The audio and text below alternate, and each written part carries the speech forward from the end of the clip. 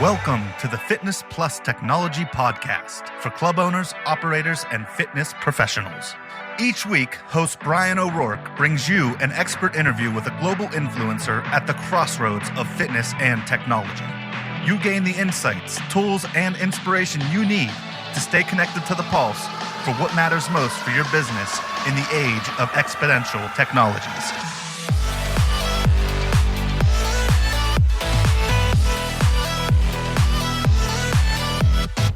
Welcome, listeners. I'm your host, Bryan O'Rourke. Thanks for joining me today. I hope to see you guys in about a week and a half in Miami at the IHRSA event. I'll be speaking on Thursday afternoon, so please join me there. Thanks for joining us today as we're going to talk about buzzwords, including gamification, the Metaverse, and other things in advance of my talk with our friend Shay Amir of Spivi, who has been on this podcast before. You'll see a link to his bio and his company in the show notes. So I hope you will enjoy this podcast number 132. So without further ado, let's bring on Shay. Well, listeners, as I said in the intro, Shay is not a stranger to this podcast. He's a friend of the FitC group. He's been a supporter, and we did a podcast a number of like a year and change ago, right? I mean, of course, with Spivi and what you've done, over the years, I always like catching up with you. Welcome and thanks for being here today. Thank you for having me here. It's a pleasure. Pleasure to see you. Always a pleasure. Always. For you, I always love talking with you. And people throw around terms, right? I mean, they use these words, these buzzwords, right? And these buzzwords, they have different meanings. So when we're gonna talk today about a little bit about my talk coming up in IHRSA on Thursday. But let's talk, if you don't mind, let's start with gamification, Shay. There's been a lot that's happened in the realm of gamification in the last 5-10 years. What is your view on gamification? What's happened, especially with Spivi and other trends? What do you see there, Shay? So, well, as you know, we've been doing gamification over the years, I think over 10 years now, in very much many different ways, starting from, I think the most recognizable scenery is of Spivi is the avatars that we do for cycling. And now, by the way, we do it for other different types of fitness activities as well. So, you start with the virtual space. And then again, this is on Spivi. You can do, when we talk about gamification, we can talk about gamification in some other spaces as well. But I think the first question is that we have to ask ourselves is what it is gamification, how does it relate to, or what's in it with the fitness industry, right? And I think that comes to before we answer all of these questions, I would think, or I would like to talk about the first or the main painful thing that we currently experiencing in our industry. And that's and this is something that we hear from everybody, not everybody, but many of our clients, many of our clients who happy to share their experiences. Well, and the first or the major problem right now is how do I bring my members back after 2 years? After 2 years that my gym was either closed or I used whatever omni-channel models that I found out there. Even if I held, or like usually it would be like anywhere between 20 to 30% of your members.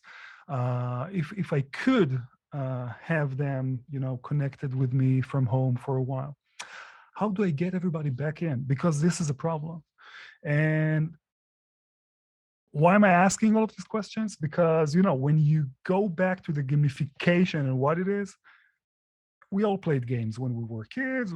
Some of us still play games, and in general, a game relies, or games rely on reward, right? On whatever reward system that is built in the game to encourage certain behaviors, right? Now, if you could, we can take whatever games out there. It's all about, do I win or do I lose, right? Am I winning or am I losing in the game? So one of the things that I feel, or from what I'm seeing with the excitement about gamification in fitness, what I'm seeing is that people who feel that they are part of something like a game, or they play a game, they tend to stay there. I can give you many examples, but I think the most common example is, just put some effort, right? Get a quick win, because at fitness we can't get any quick wins. If I want to lose weight, I will have to wait like 3, 4, 5, 6 months to see it, right? But if I use any kind of gamification system in the environment where I work out, all of a sudden I'm getting like quick wins. All of a sudden, I'm breaking my own records. I'm getting these trophies. I'm getting these rewards, achievements. So it drives me to try and do more, right? At least for me, this is something that drives me specifically. I work out a lot myself, and it's part of it. I mean, once you see that you broke your own record, or you won some challenge, or you ranked out somebody else, that's what drives me. Anyway.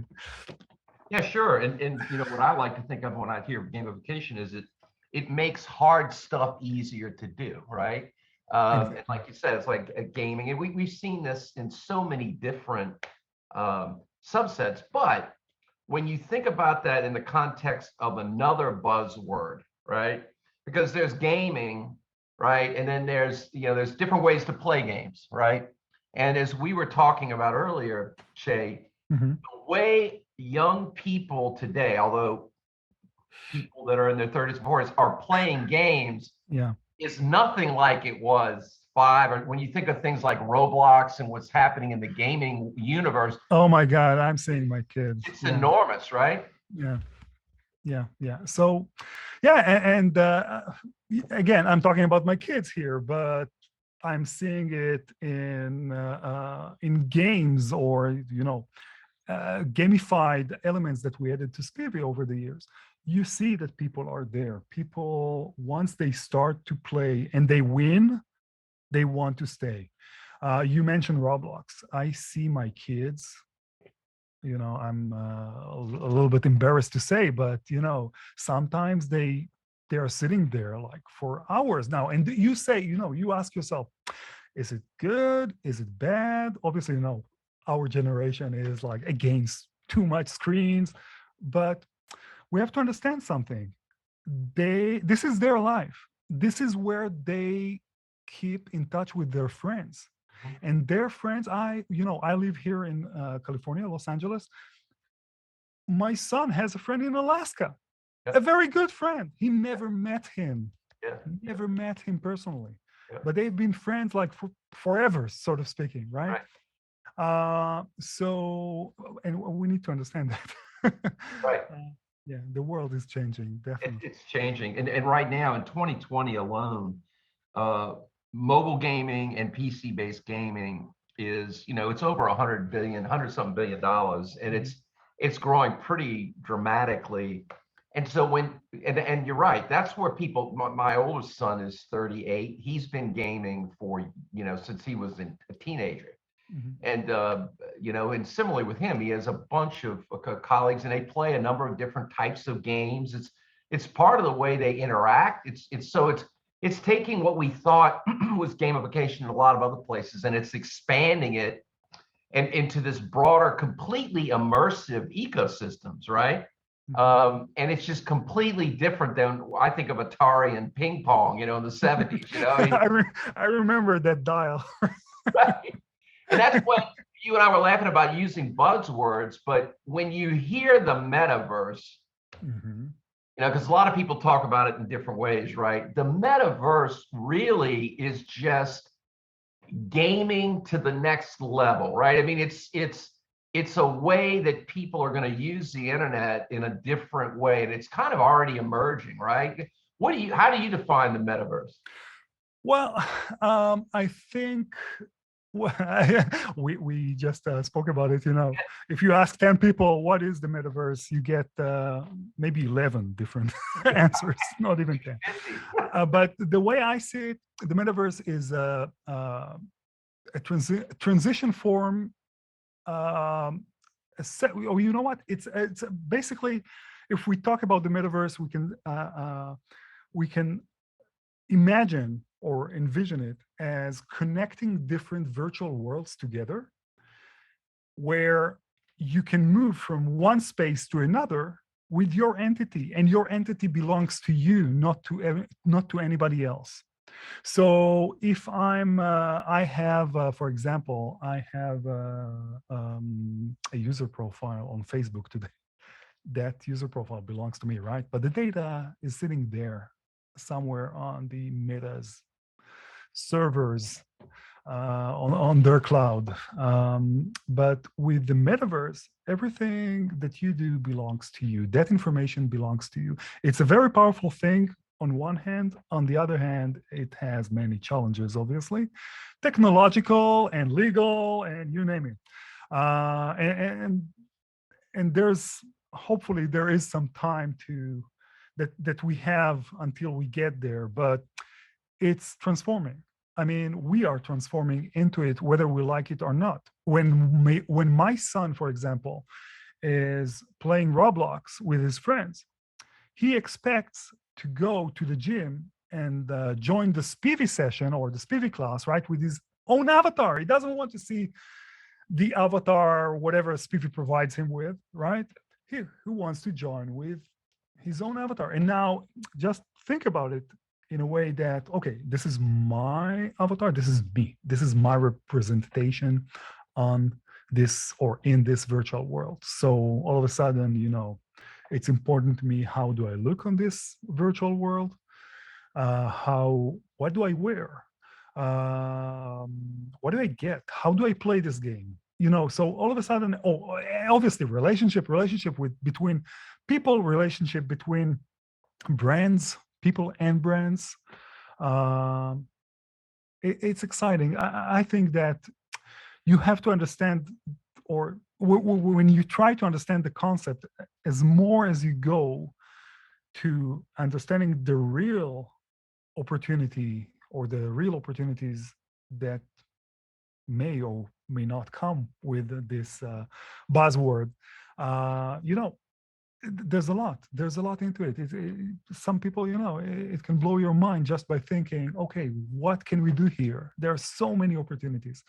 So bring it back to the down to earth, to the fitness industry and where we are.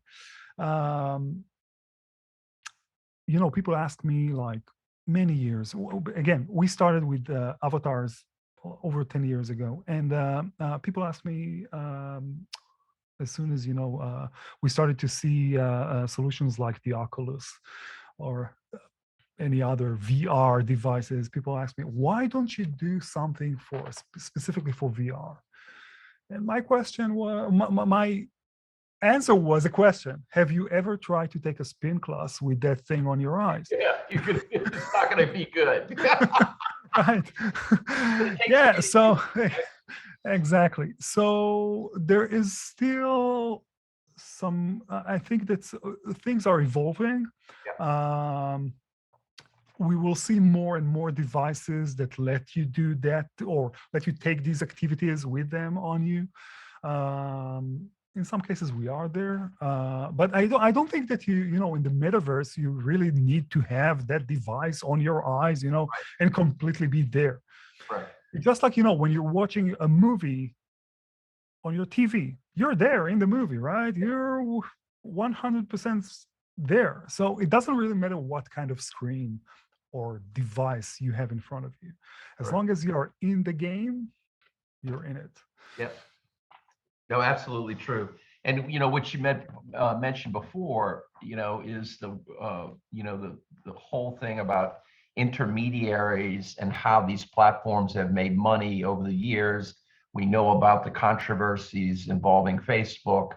We know about the controversies involving a number of these big platforms now, Meta, ironically. And we know about all those problems, and that's another term people are using. And again, when you think about back 10, 15 years ago when the term social media arose, and really all that was a description of how people were using the internet, and now we're talking about metaverse, but really also the proposed tech stacks and infrastructure around what people are terming, another buzzword, Web 3.0, and the notion of blockchain or other kind of tech stacks that enable people keeping their own private information, and how that interacts with these platforms and what it means from a monetization perspective. Where right now, for example, and not to get ahead of ourselves, but right now, for example, you're using Google for free, but really Google is using you for all the information you're giving them.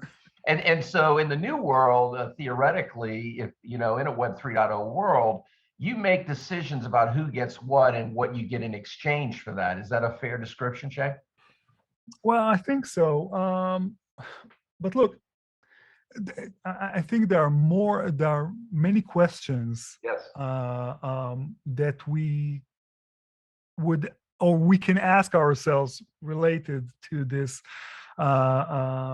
this world, the new world, from security to governance to how do I know who am I speaking with, right?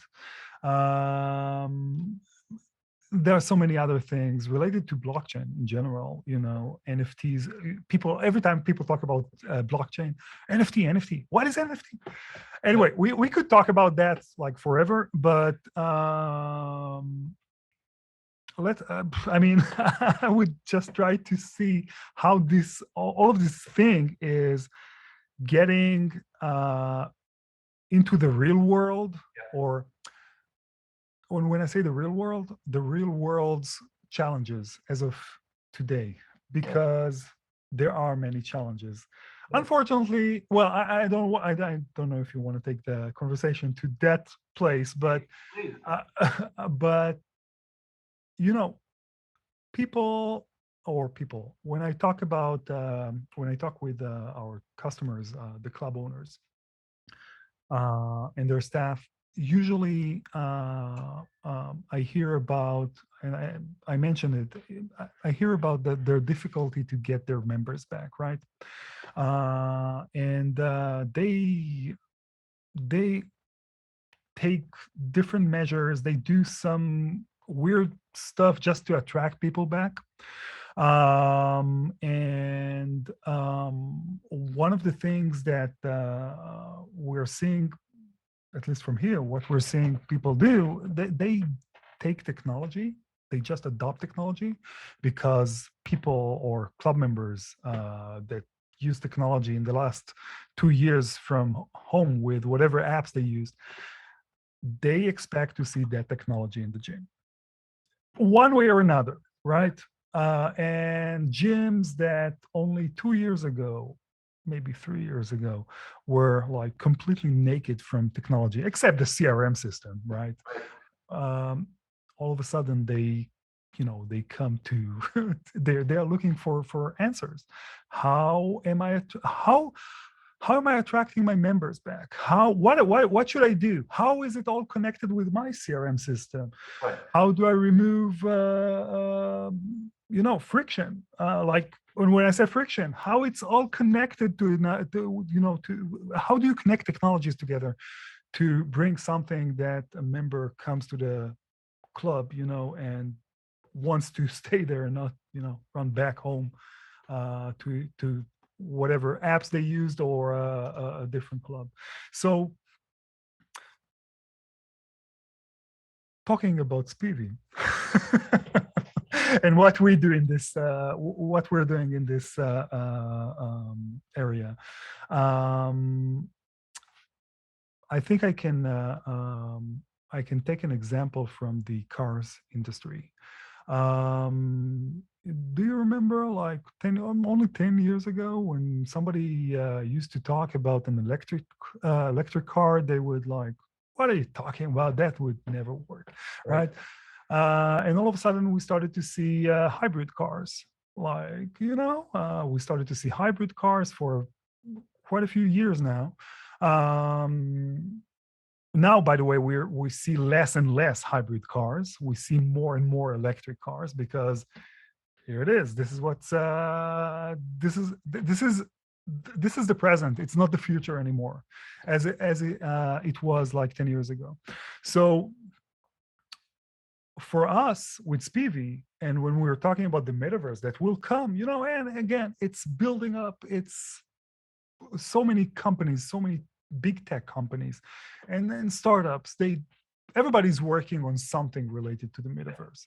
Yeah. We already have the hybrid solution. When you go to the club, you are already jumping into that space where you can see your avatar and the results. And we just, for people who don't know, we connect with sensors, right? So sensors are in your bike, sensors are on your treadmill, sensors are on your heart rate strap. So we represent something that represents you.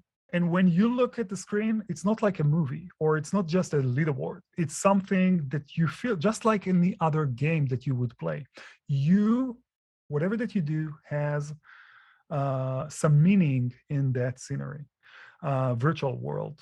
And then and this is something that we do in a very special way. And again, back to the fitness world or the club entity, we use that scenery to take everybody together. Like, people talk about community. You see other people riding with you, running with you, jumping with you, doing whatever with you. You get rewarded for your effort. You get to move your avatar from our platform to other games. So you're already there. And you don't have to wear any weird glasses or whatever. It's there. So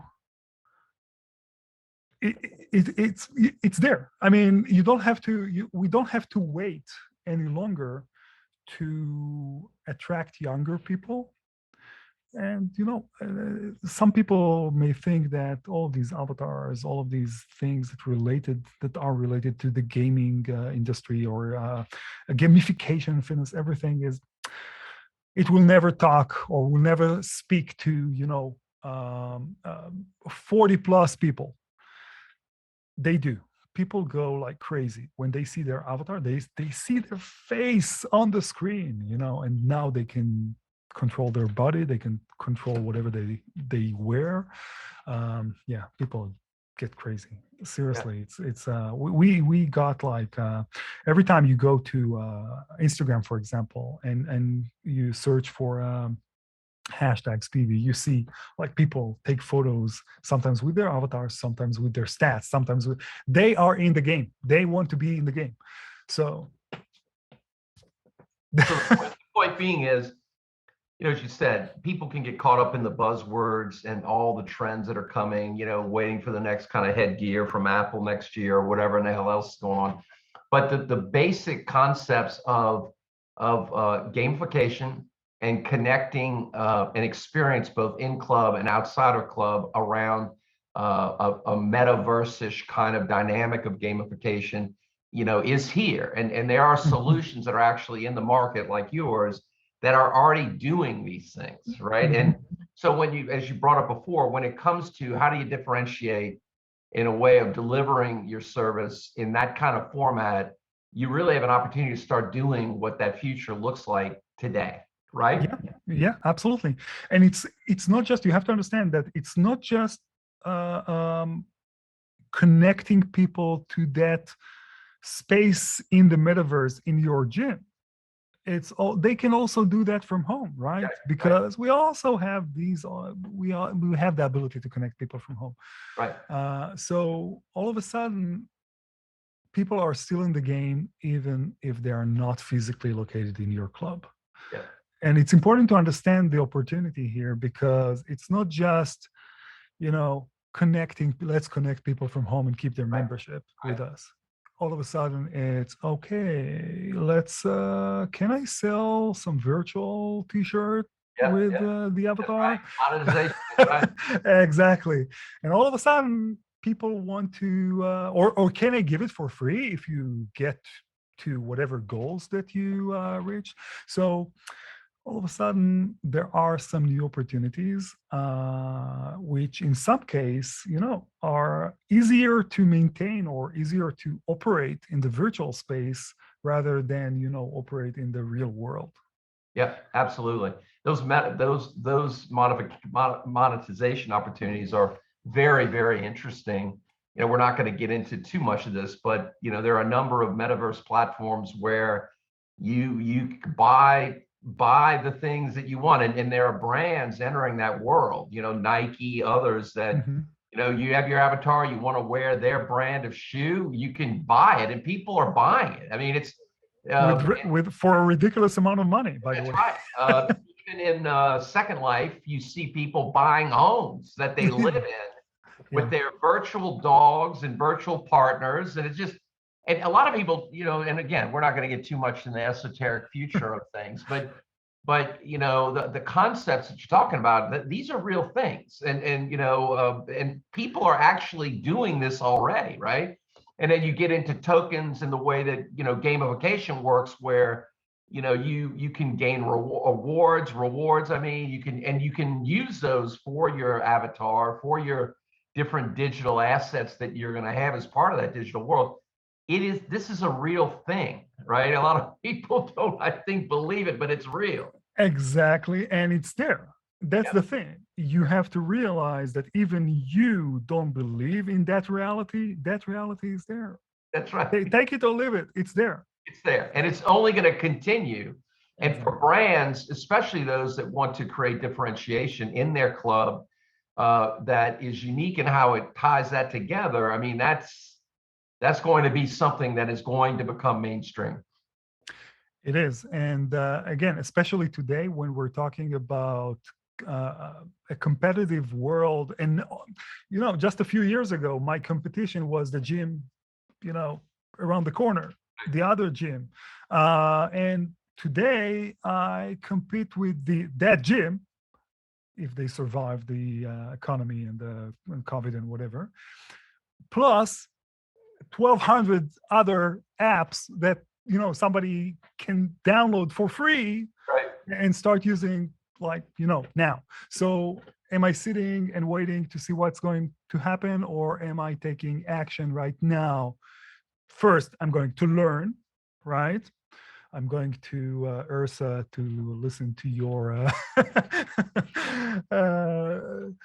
your presentation, and then I need to learn quickly, and then I need to see how can I be part of it before it's too late. Well, and I don't want to. It's not like I'm rushing anybody. It's not that the real world as it is will stay with us for a very long time. But the thing is, the other world, the virtual world that we're seeing, it's a parallel world. It's there. It's new opportunities, and many opportunities, especially with the younger generations.